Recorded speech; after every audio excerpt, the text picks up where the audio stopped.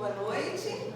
Boa noite. Prazer imenso estar de volta, essa casa abençoada, que a todos nos acolhe, que a todos nos socorre.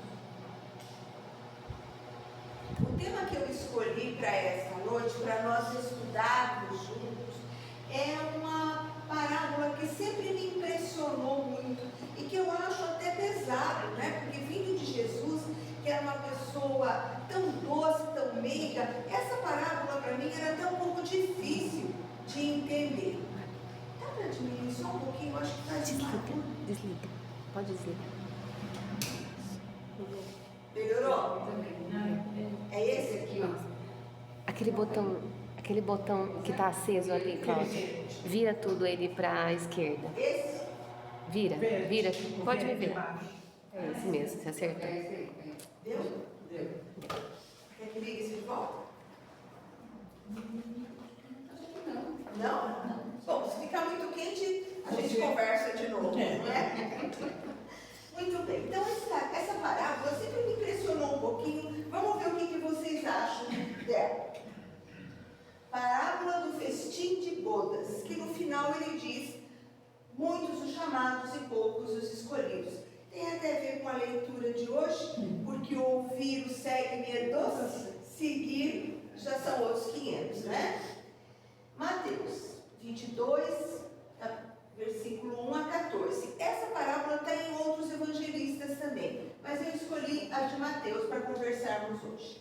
Disse-lhe Jesus: o reino dos céus é semelhante a um rei que queria festejar as bodas do seu filho. Enviou os seus servos para chamar os convidados. Vão, tragam os servos, vão e tragam aqueles que eu vou convidar. Mas vamos imaginar um pouquinho, se ele era um rei convida quem?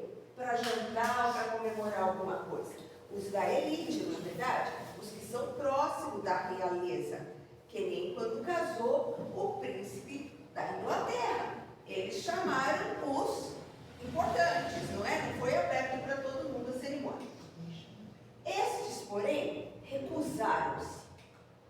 Eles não fizeram caso do convite, muito pelo contrário, eles viraram as costas ao convite, porque geralmente isso acontece quando as pessoas não vão comemorar porque não é do jeito que eles acreditam, não é a forma como eles gostam, então eles simplesmente se recusaram. Uns foram para o campo, outros foram para seus negócios, mas nenhum dos convidados importantes aceitaram o convite. E os outros, agarrando os enviados do rei, os ultrajaram e os mataram. Além de dizer não, uns viraram as costas, foram cuidar dos seus afazeres, mas tiveram aqueles que chegaram a matar os enviados. E não foi isso que aconteceu com os profetas, não foi isso que aconteceu com João Batista, não foi isso que aconteceu com aqueles que vinham trazer ideias novas, ventos novos naquilo que se acreditava então? O rei ficou muito bravo mesmo, e destruiu as cidades, teria dito o texto sagrado. Ele, apesar de bravo, apesar de tudo que ele mandou fazer, porque a destruição, quando a gente lê a lei de destruição no Evangelho ou no Livro dos Espíritos, nós entendemos que a destruição vem para propiciar melhorias. Mas ele não suspendeu a festa. Ele queria tanto comemorar, que ele manda outros servos saírem pelas ruas e trazerem todos os que iam encontrando pelo caminho, bons e maus. Bons e maus. Por que bons e maus? Porque tem gente que se diz boa e não é tão boa assim, mas tem um potencial para crescer. E outros que se taxam de maus, ou que a sociedade taxa de mal, mas que tem um grande potencial também para evoluir. A sala então ficou repleta. Vieram de todas as classes sociais, vieram todas as pessoas que se pudessem imaginar, e sentaram-se à mesa, esperando o banquete. O rei, feliz, passeava pelo salão, até que de repente ele viu um homem que não vestia a túnica nupcial. Ele perguntou: como como entraste aqui sem a túnica nupcial? O homem não falou nada, ficou em silêncio. Ordena ao rei: atai-lhe as mãos e os pés e lançai-o nas trevas exteriores, onde há pranto e ranger de dentes. Assustador, né? Imaginemos uma situação como essa. Principalmente porque quando você convida muita gente, de A a Z, de ricos a pobres, de pessoas mais cultas e menos cultas, cada um é vestido com o que tem. Não é verdade? Cada um vai do jeito que dá. E de todos eles, bons e maus, um homem apenas incomodou o Senhor. E daí, depois que ele manda jogar na escuridão, onde há choro e ranger de dente, ele diz: muitos são chamados, mas poucos os escolhidos. Gente, eu nem sei se aceito o convite desse rei, né? Porque vai que lá na hora ele fala: matai, lançai. Como é que fica? Não é uma coisa meio impactante, uma parábola como essa? Se nós não formos tentar entender os costumes da época e mais aquilo que o Cristo queria, aquilo que o Senhor queria, está lá, compreendendo a parábola. Festa de casamento. Nossa, que delícia! E por que casamento? Vocês notaram que na Bíblia tem muita informação sobre o casamento, muita menção a casamento. O primeiro ato do Cristo foi na bodas de Caná. Porque o casamento em si era o ápice do encontro, era o ápice da dedicação total, onde as famílias se uniam, onde um se entregava ao outro. E em vários trechos da Bíblia eles estão dizendo em casamento como união, e não um homem como uma mulher, mas uma união de ideias, não é? E imagine que naquele tempo o casamento durava no mínimo 7 dias. Hoje em dia, se a gente for contratar um buffet para 4 horas, a gente entra com boleto que não acaba mais. Você imagina naquele tempo fazer uma festa de 7 dias. Vinha a parentela, vinha todo mundo. Mas estava lá a mesa posta e até um certo momento não aparecia ninguém. O reino dos céus é comparado a uma festa, onde tudo é alegria e ventura. A união do homem com a divindade e as verdades eternas. Eu escrevi errado, tá? É eternas, não externas. Representa o estado de plenitude espiritual. É o ápice do progresso evolutivo. Quando nós nos sentimos unidos de tal forma à divindade, poderia-se dizer que é um casamento ideal, sem a união de homem e mulher, mas um casamento com aquilo que se dedica. Os primeiros convidados, os ricos, né? Os poderosos, todo mundo de autoestima estava lá. Eles não fizeram caso do convite, principalmente os hebreus. E especialmente os fariseus e os saduceus, que eram os top de linha nas igrejas judaicas naquele tempo, certo? Eram os tais. Não foram. Era diferente do que eles pregavam. Era diferente do que eles queriam. Jamais iriam comemorar uma coisa que poderia tirar o seu poder, que poderia questionar aquilo que eles pregavam. Eram indiferentes às coisas celestes e praticavam apenas as coisas exteriores. Então, o rei disse aos que serviam, quando encontrou aquele homem que não estava com as vestes nupciais: amarram-lhe as mãos e os pés, lancem-no para fora nas trevas, ali haverá choro e ranger de dentes. E a seguir saiam o convite de todos, bons e maus, todos, daqui e de fora. Não era apenas entre os judeus, poderia ser entre os gentios, poderia ser qualquer um que encontrassem pelo caminho. E muitos correram para a festa. Entre todas estava um sem as vestes nupciais. Olha, mesa farta do rei, hein? Uma maravilha de buffet para ninguém botar defeito. E olha lá, tem um que está destoando do resto da maioria. Mas por que será que ele cismou justamente com ele? Moisés foi um dos enviados, João Batista, outro dos enviados, ensinavam a verdade, quase não eram escutados, suas advertências eram desprezadas e muitos foram mortos. Era muito perigoso contestar o poder estabelecido naquela época. Fosse o poder de Roma, fosse o poder dos judeus, fosse o poder da igreja judaica da época. Quando ele fala, vai convide todo mundo, bons e maus, ele estava falando dos outros povos, pagãos, politeístas, todos seriam bem-vindos àquela enorme comemoração. A boa nova seria pregada para todos. Olha que interessante, naquela época, o judeu só falava para judeu. A verdade pertencia a cada um. A verdade era multifacetada, porque esse grupo aprendia de um jeito, aquele grupo aprendia do outro, aquele grupo aprendia do outro, e não se conversavam sobre isso. E ele fala, tragam todos. Após a crucificação, a divulgação deu-se pelos apóstolos e discípulos, em especial por Paulo de Tarso, junto aos povos gentios. Interessante, todos os que seguiam Jesus, todos os seus apóstolos, tinham uma origem judaica. Não tinha como ele falar para outros povos, porque eles só sabiam falar sobre as regras de Moisés.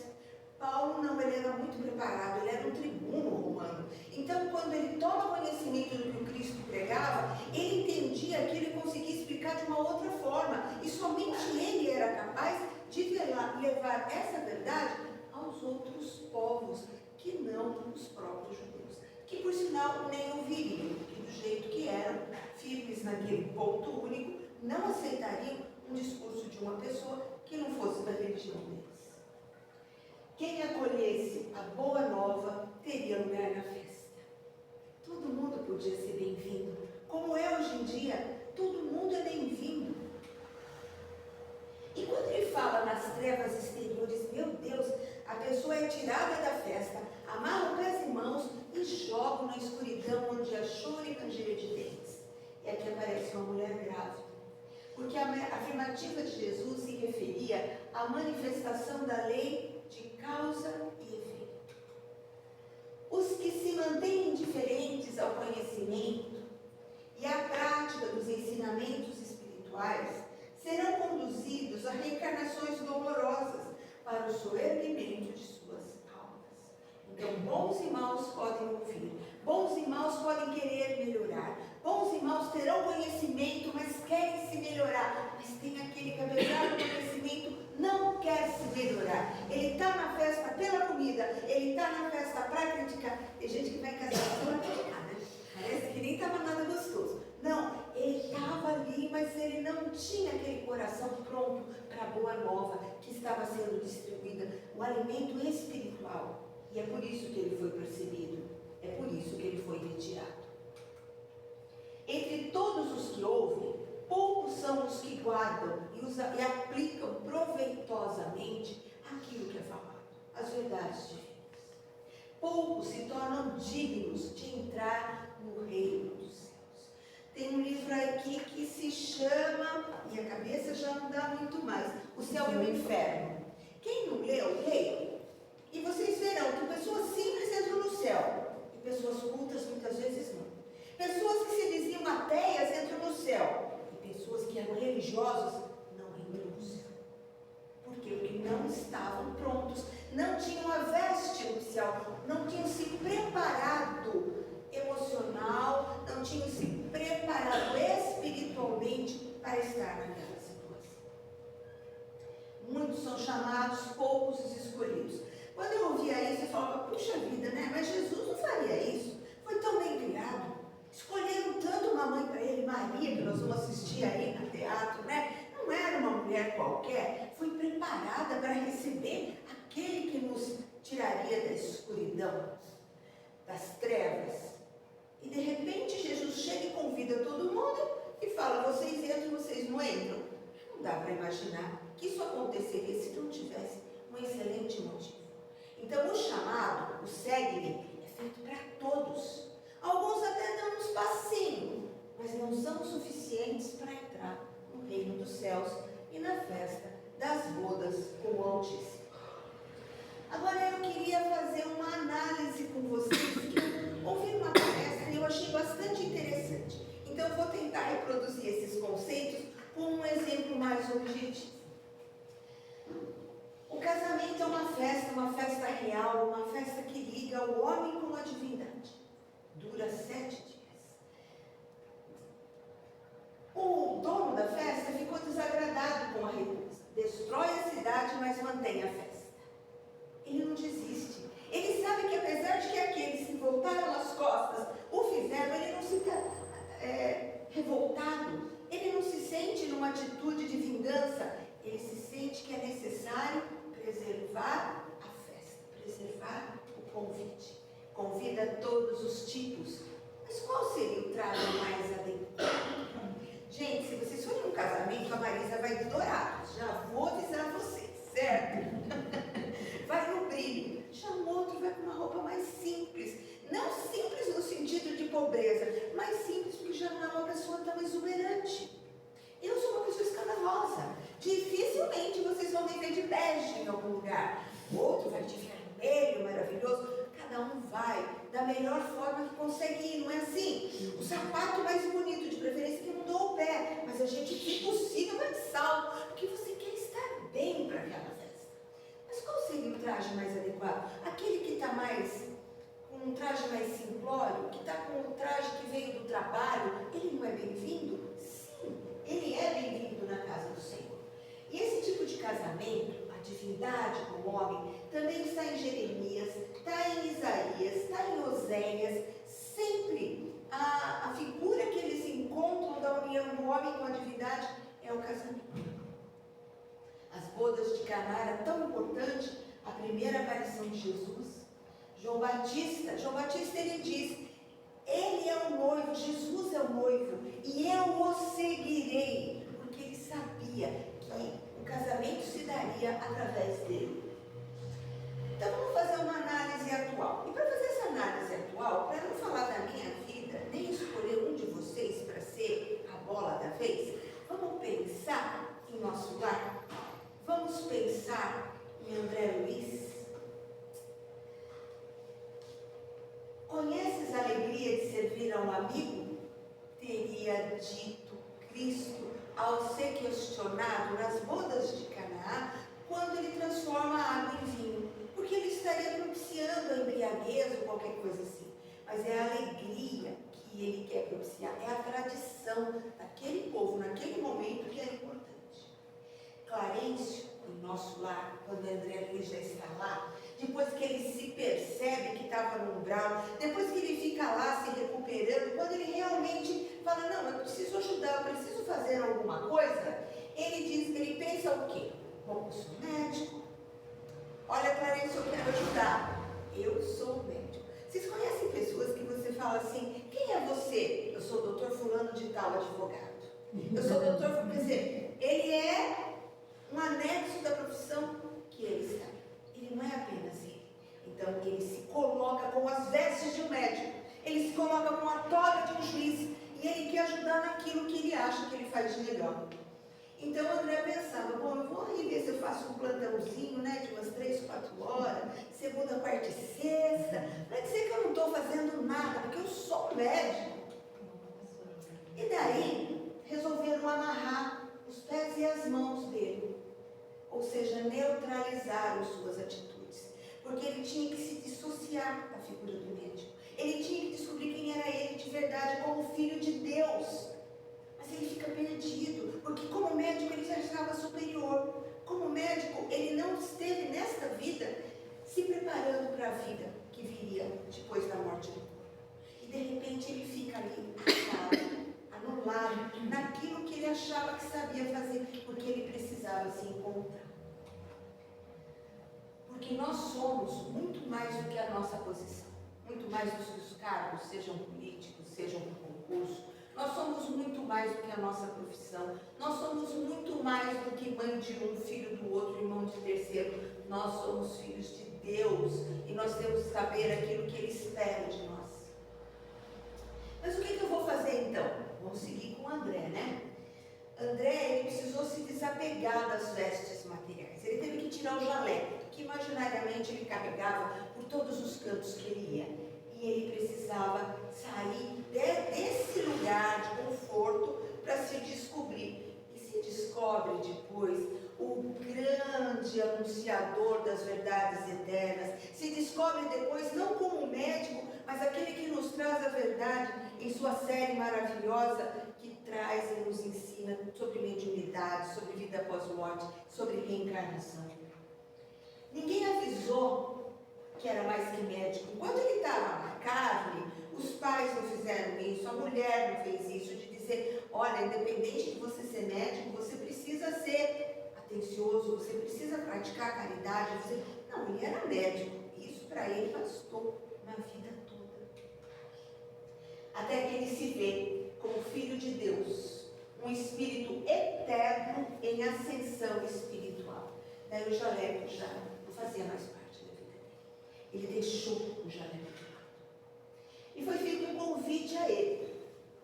E é feito para todos nós que estamos sendo preparados para a próxima vida. Ninguém aqui precisa dizer, sou empresário, sou médico, sou trabalhador, trabalho na roça. Não, você é um filho de Deus, perfeito. Você é um filho de Deus, que Ele confia que vai semear esperança por onde? Por onde quer que você passe, no lugar que você esteja, porque aonde fomos colocados, deveremos florir, deveremos frutificar. E o que precisamos aprender enquanto estamos aqui? Todos nós sofremos. Quem levantar a mão aqui e disser, não estou sofrendo, não ergue muito a mão, porque vão puxar. Porque a gente está no plano de prova e expiação, então todos nós temos um tipo qualquer de sofrimento, um desagrado, uma coisa que nos provoca a agir. E agindo nos provoca a nos melhorar. Mas o que nós precisamos aprender enquanto estamos aqui, para quando formos para lá, não sermos tirados do banquete, por não termos nossas vestes nupciais. Nós precisamos praticar a caridade, porque fora da caridade é a nossa salvação. E a caridade é o pão, a caridade é o agasalho, é a visita ao doente, mas a caridade é principalmente a paciência, a solidariedade, a empatia. É um minuto do seu dia que você dispõe em favor de alguém. Aí sim estamos nos preparando para a veste. Então temos uma nova circunstância.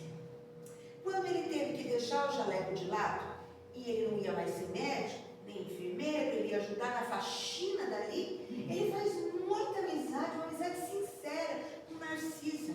Um homem que durante toda a vida, que tinha poucos amigos, no velório, foram apenas para cumprir tabela social. Orar por ele, a família e um casal. Que foi atendido porque a secretária pedia, mas que se sentia grato a ele. Foram os únicos que oraram por ele, sem ser a família. Ele passou pela vida sem ter amigos, sem deixar afetos sinceros, mas ele faz amizade com Narcisa, que era enfermeira, e passou a ensiná-lo a importância de outro tipo de veste, que ele jamais usou enquanto encarnado.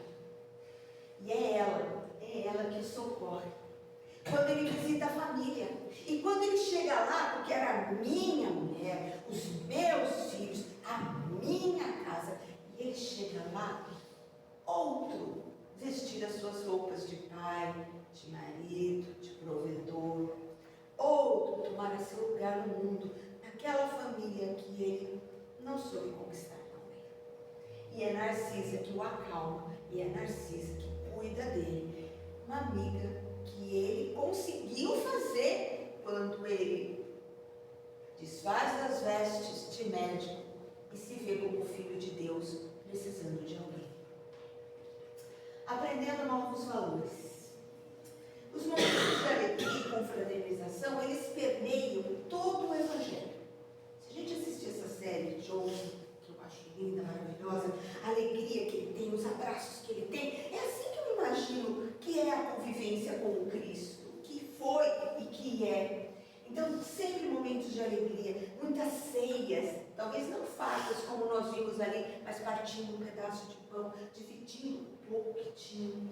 Muitos encontros, muitas bodas, mas nós, quando estudamos o Evangelho, só pensamos no Jesus da cruz. Nós pensamos no Jesus da cruz. Nosso olhar vai para o negativo. E a gente esquece que ele desceu da cruz. E que ele foi resgatar quem o havia traído. E que ele sobe aos céus. E que na cruz ele perdoa os dois. Ele poderia ter perdoado. Mas só um estava pronto com as vestes para seguir com ele. O outro ficou onde há choro e ranger de dentes. Este é um mundo de regeneração. E o mundo de regeneração que estamos caminhando é um mundo de transição. Estamos todos nós convalescentes das nossas dificuldades, das nossas carências e precisamos aprender a despir nossas vestes materiais e atuar no mundo nos preparando para o grande banquete.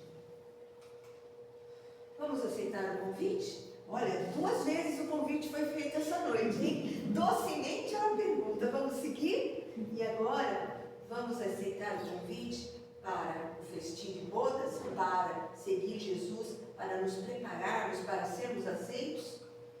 Vamos ao grande banquete espiritual, onde nossa alma ficará saciada, repleta de felicidade. Estamos cuidando de nossas vestes íntimas e nos preparando para o grande banquete. Trabalhemos para que ninguém aqui tenha fome material ou espiritual, e assim nos estaremos preparando. E fica uma reflexão: com que vestes me apresento? Eu aceito o chamado? Segue-me? Para o que temos sido preparados? Vamos prestar atenção onde fomos colocados pela encarnação. Vamos prestar atenção na família, que não é por um acaso que nós somos até lá. E eles aguardam que nós sejamos os melhores filhos, os melhores irmãos, os melhores pais que consigamos ser.